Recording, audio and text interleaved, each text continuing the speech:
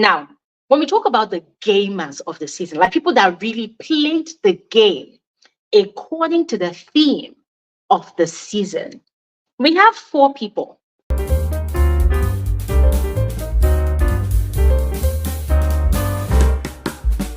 My name is Elijah. This is Frankly Speaking with Elijah, and I am the girl with the tea. Super excited to be having this conversation with all of you today because it is something that I have been contesting with, some of us in the course of the season about who the best gamer is. It's a very interesting topic, right? Um, Looking at the fact that everybody has their fave and everybody believes that their fave played the best game. It's quite interesting to see people's preferences for who they would give that tag as the best gamer of the season. But we have to call a spade, right? We have to call a spade because as much as everybody sees their favorite housemate as the best player of the season, there will always be those that stood out. Yes. And personally, I have got my own list of those that I watched. I watched and I evaluated their games, their strategies, how they conducted themselves in the house, how they interpreted the theme of the season, how they upheld the theme of the season, and how they also upheld their own strategy that they either told us or probably came up with whilst they were inside Big Brother's house. All right. So that is going to be today's conversation.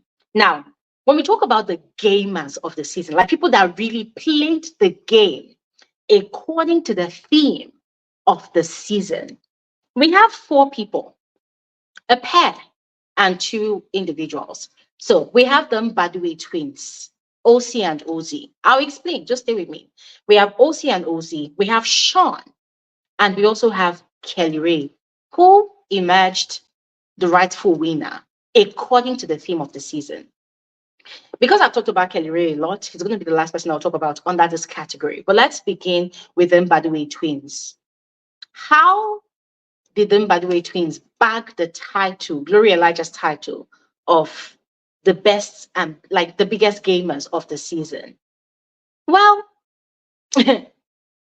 they understood the assignment. They understood what was required according to the theme of the season. They understood that for the season to be a dual season, it means that it could be quite difficult to infiltrate a dual's, like infiltrate the connection that a duo already has. Remember, this season was quite unique.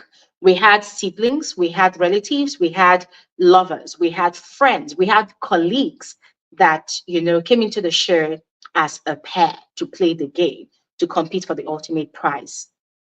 So the Badue twins, they recognize this. If two best friends were to audition together to come play a game, then it means that they actually have a bond. It means they trust each other to some extent.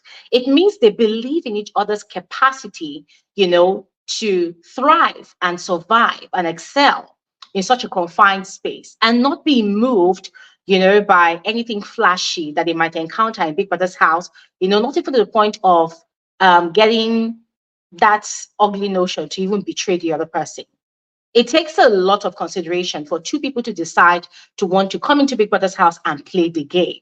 So don't by the way, twins, without even saying it, but just by merely studying their actions, studying their movements around the house, and also listening to their conversations, you could tell that they came prepared. With the advantage, of course, of them being twins, best friends all their life, soulmates, if you want to also put it that way. They came into the house with that advantage. So they understood each other, they had each other's back, and they were able to survey the environment, considered the fact that, okay, this might be a very dicey situation. We might not be able to penetrate people's covens that they already built for themselves. So what did they do? They decided to build their own coven. Yep, they did. They decided to build their own coven. And how did they help that coven to thrive? They brought in people from their own tribe. Yeah. They brought in and they also accepted people from their own tribe. And this is the part where I'm going to make reference to what TJ said to Ben. Because I mentioned last week that I was going to explain this and put this into context. Yeah, because there was a lot of misinterpretation of what TJ said. A lot of people felt like what TJ said was quite tribalistic, but I understood where TJ was coming from, and here is the explanation. All right. So it's like this: when you walk into a space, sometimes the people you trust first are the people from your from your tribe, your community. Why? Because you people speak the same language. And what do they say about language? Language is a powerful force for unity. It's a powerful force that brings people together and creates an automatic understanding between or amongst such people. Now, if you had watched the show from the very beginning, you would have seen that there were quite a number of times when the Mbadwe twins would communicate with the checkers pair, that's Onyeka and her sister, as well as the Ndi Nne pair, using the Igbo language. And because this season was a very anyhow type of season where Big Brother did not even bother to fully implement the rule book, they did not get punishments. They did not get punishments for it. So there are quite a number of times that in and around the house, the Mbadiwe twins, sometimes they want to say things to the girls. Mbadiwe, sorry, Nne and Ndi Nne, is it Nne and Chinne, yeah, and Onyeka and Chizoba, and sometimes they will say it in maybe one or two words of Igbo language. They'll just say it, and those ones will laugh, you know, and they will quickly act like they didn't say anything.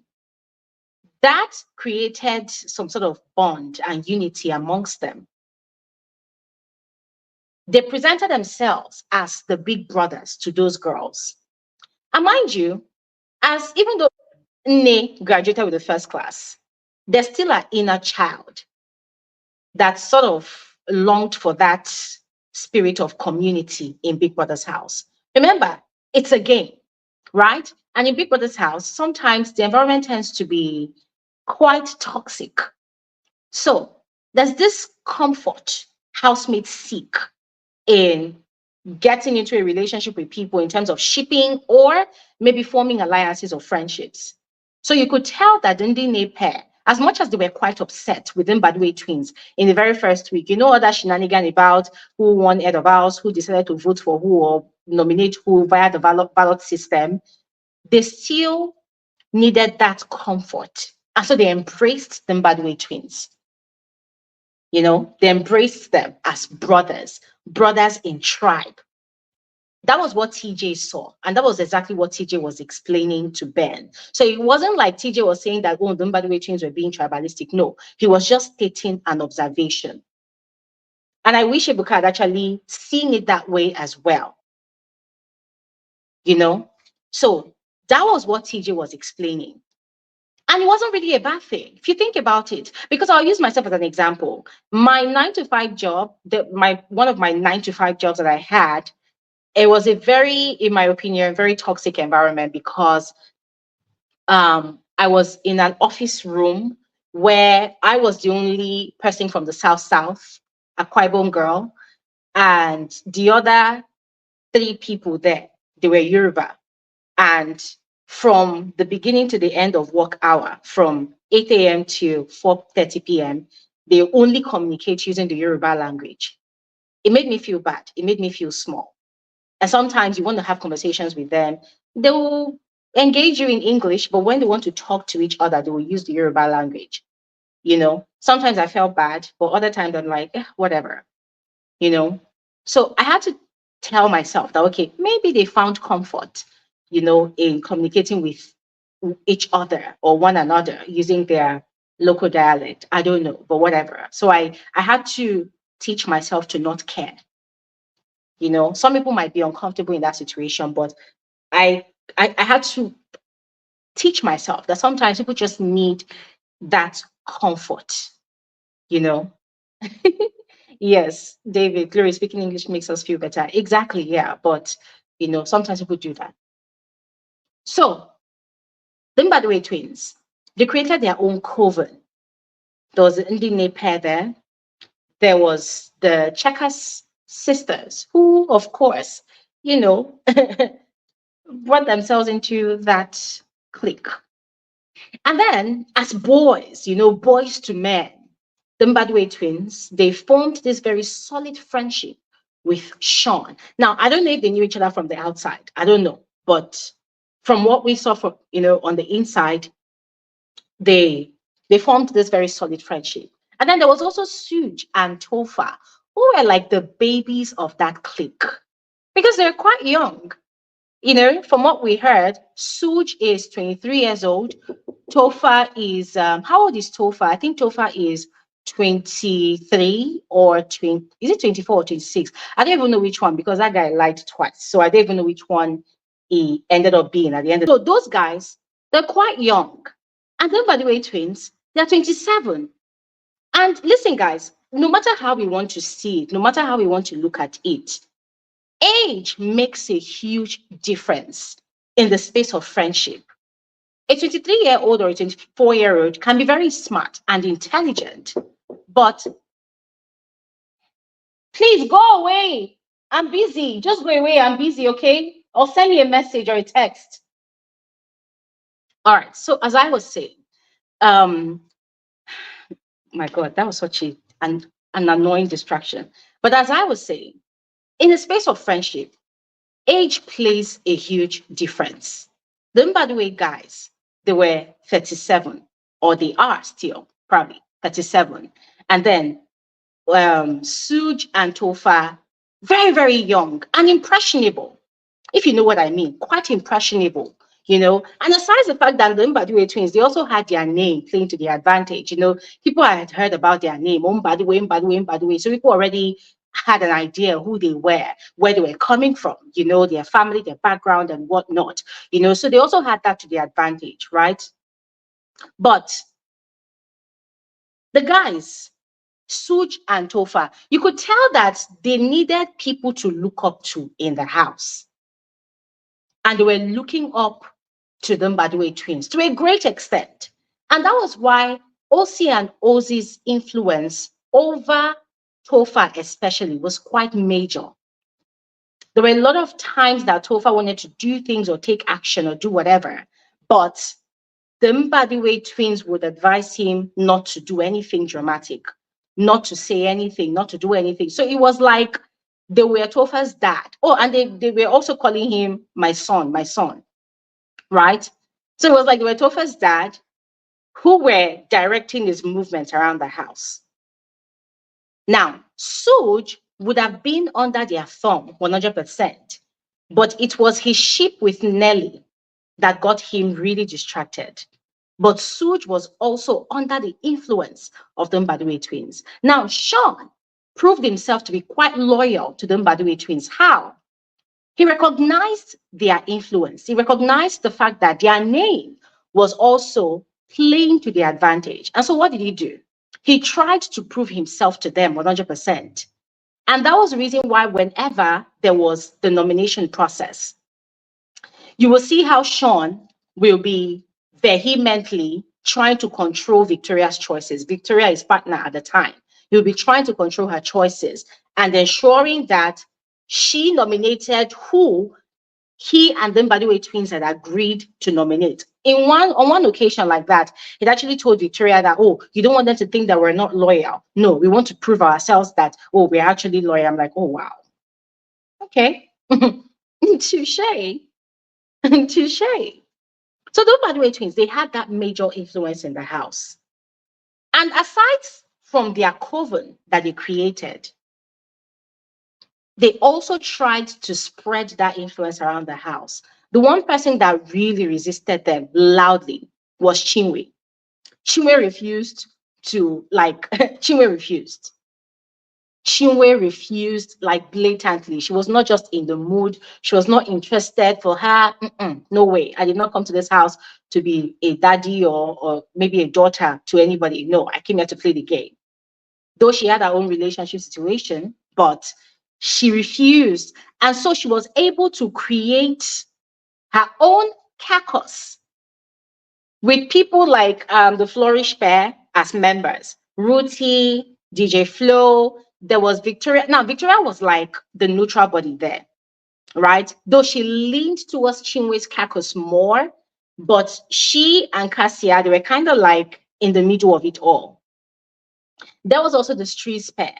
The street spare, they were able to stay on their own as well. But when we talk about those people that understood the theme of the season and decided that, okay, for us not to lose our guard, for us to survive in this game, we need to have everybody under our thumb. We need to have the power of influence, not just by our name or our father's name, but also by influencing their choices and their decisions.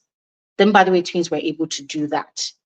And so if you notice in the earliest weeks, when Shaun started this thing with Wani, and Wani would always come and throw herself at Shaun, then by the way, twins will be teasing him. Guy, you are losing guard. Guy, you don't lose guard, though. You are losing your guard, though. Guy, remember why you are here. And, we're complaining that Shaun was acting like, Wani repulsed him. Like Wani was irritating him. That was a part of it. But another reason Shaun was also holding back from Wani wasn't, by the way, twins' constant reminder for him to stand his ground and not lose his guard. So, Shaun, it seemed like he was kind of their pawn, but he wasn't. And this is what also makes Shaun another great gamer on the show. Now, by the way, twins, yes, I give them their flowers. They did what they did as I have explained. Now, moving on to Shaun. Shaun saw the power of influence that the Mbadue twins had. And he knew that because of his personality, because of how uptight, because of how stiff and unemotional he is, he realized, guys, I'm just speaking based on my analysis. I'm not in Shaun's mind. I'm just speaking based on what I observed, all right? Now, he realized that he did not have that kind of influence. He did not have that kind of power to influence people. Now, mind you, the Mbadue twins, they were quite friendly. People said that, oh, they were quite respectful to people. Well, if we are going to be honest in this conversation, they were not very respectful to people. They just had that power of influence.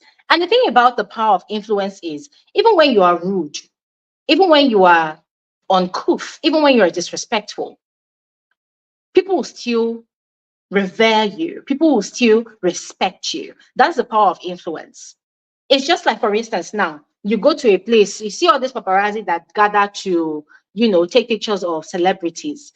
And the celebrities, sometimes they are so offhandish, they are so rude, some of them are so disrespectful, some of them act like they're snobs. But you still see the fans, they're shouting, oh my God, I like you, oh my God. But the celebrities don't even care. They don't even see the people, hyping them up. That's the power of influence. You don't care. You don't even see people's existence, but they still love you for it. Now, for some people, they don't have to be snobs. They can be very friendly, and their friendliness and their accommodating energy, that's their power of influence. So anything they tell people to do, people will do it because they have that power. They have that influence over people.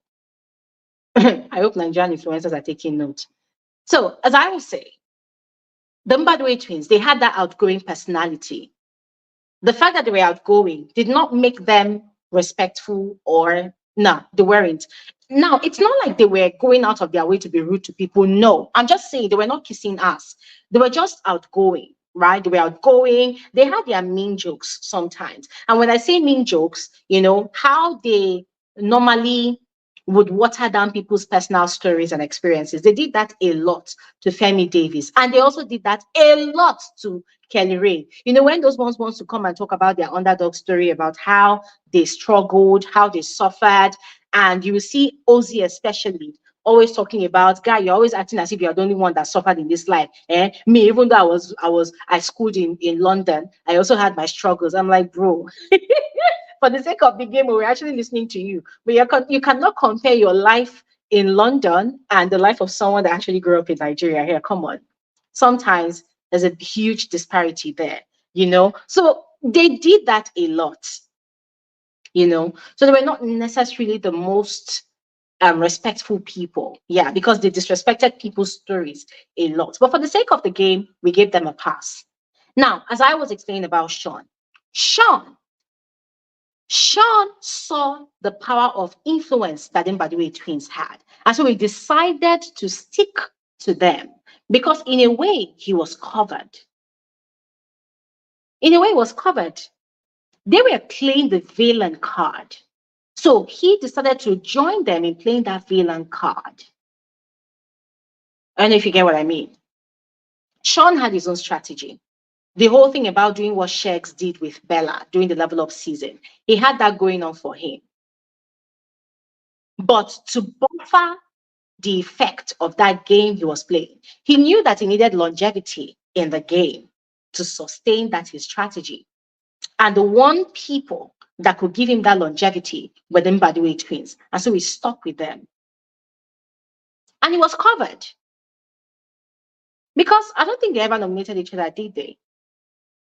And, by the power of influence that Shaun had, from the Mbadiwe twins, he was also able to influence Wani and Handy's nomination choices, and this is where it gets quite interesting. You see, the fans thought that, oh, Wani and Handy, they are the best gamers of the season. I'm sorry, those girls were not strategic at all. Like, when you listen to their conversations, it's just drama, drama, drama. They were not very calculative. Wani tried to be calculative, but I'm sorry, Wani could not play the game. I'm sorry.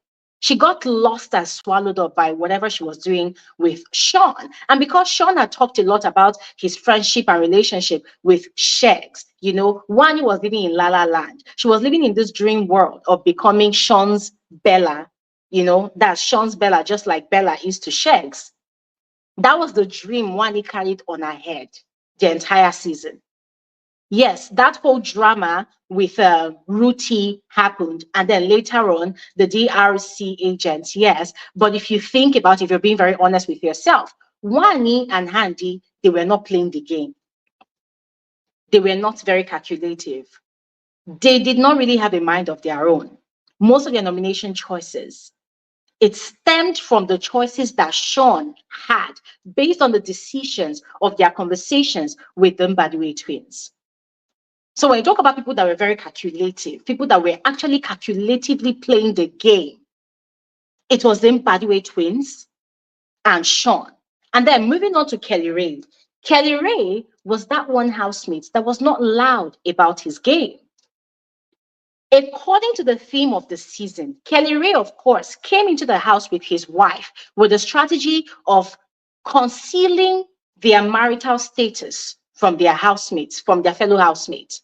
But he knew that for him to uphold that secret to the end,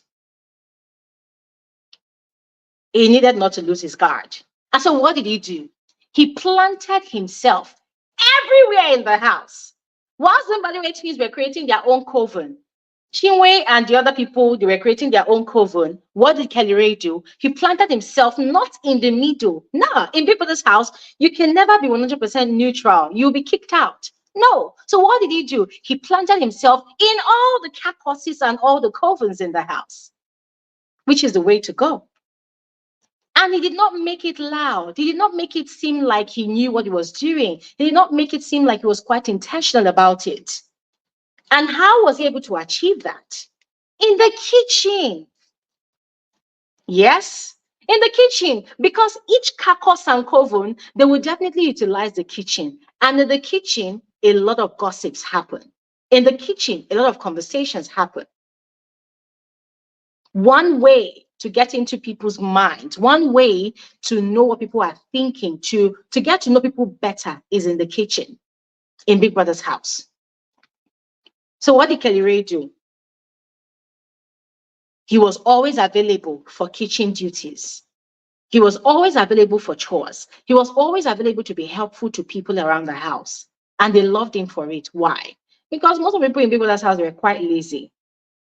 For them, the game is in creating alliances. But you also forget that in also creating alliances, you could form alliances in the kitchen as well. So he planted himself everywhere, was friends with Mbadiwe twins. Those ones, they harassed him a lot, him and Cassia. They harassed him a lot, especially Ozee. You see all those things that they always water down his stories. every time the guy is trying to share his own personal experience, they always water it down. They always try to make it look like he has no right to share his story. Of course, they were trying to avoid anybody sharing the underdog story. Yeah, but they kind of made Kellyrae feel like trash a lot of times. But the guy never reacted. Aside the reaction he gave Michky, because Michky ate his wife's food. Yes, Kellyrae did what he did to not lose his guard. And of course, his secret with his wife. And even in playing out his secret with Cassia, you could see how this guy exercised restraint. A lot of people are going to say that, oh, because I'm in the house with my wife, we can kiss, we can even have sex, we can do whatever. Now, I don't know if they smashed in the house, but from what the camera showed us, Kellyrae exercised restraint, like major, major restraint. That was another way that he did not lose his guard. Another way he did not lose his guard was how he did not allow himself to get carried away by the many naked fleshes around the house. During the pool parties, during the parties and whatnot, he had conversations with his wife about his moves, about things he wanted to do. But I'm not going to use his marital status now as a yardstick. The yardstick here is how he was able to plant himself under the influence of those who created the influence and carry the influence in the house. He was able to use them to stand his ground and not lose his guard in the house. Though not in the loudest form, but Kellyrae was able to prove that you don't have to be noisy to win a Big Brother show. You don't have to be loud. You don't have to be chaotic to win a Big Brother show. By virtue of your intelligence, your smartness, you can also win a Big Brother show. By virtue of your virtues, by virtue of your patience, you can also win a Big Brother show. If you listen to Kellyrae's conversations with Cassia in the house, then you would understand what I mean. From that kitchen, Kellyrae heard a lot of conversations. He heard a lot of gossips. He heard a lot of strategies from certain people, from certain pairs. And when he would advise Cassia, you could tell that it was based on the information he was getting from the kitchen that he was using to advise his wife for her not to lose her guard. But of course, Cassia and a small pepper, so once or twice, she had to go out of the boundaries of their arrangement. But she as well did not necessarily lose her guard that much. But, Kellyrae did it. Anyways, ladies and gentlemen, it's been a fantastic day. Thank you all so much once again for your time. I am grateful as usual. And to those of you that were the silent listeners, the silent viewers, thank you so much for adding to the numbers. I am grateful. God bless you all. I will see you guys on another video soon. Yes, I'm releasing another video very soon, and I look forward to your engagement on the video. All right. Now, all of that said, have a fantastic evening. Enjoy the rest of your weekend. Be kind to yourself, kind to those around you, and I'll see you guys on another episode of Frankly Speaking with Bbnaija. Thanks for watching and have an amazing evening. Bye.